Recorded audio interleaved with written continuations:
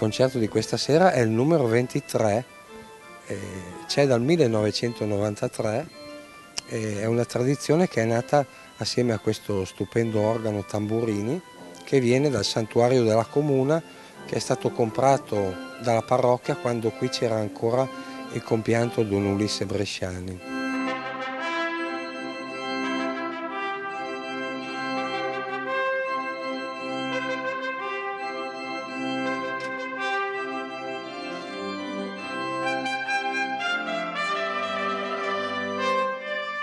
Quest'anno non ci sarà il coro, però riusciamo a sopperire con un programma davvero interessante e anche godibile dal punto di vista dell'ascolto, con un sestetto di ottoni che sono gli ottoni dei Gonzaga, quindi con musiche di Vivaldi, Bach e diversi autori inglesi.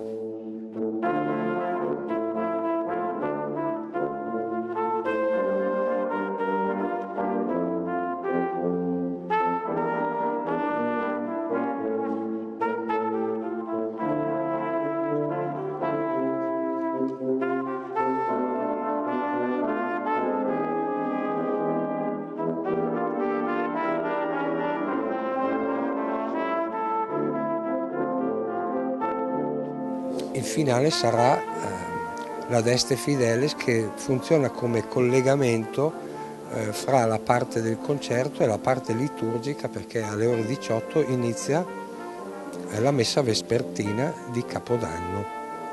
Quindi facciamo un po' profano, per modo di dire, e il sacro contemporaneamente.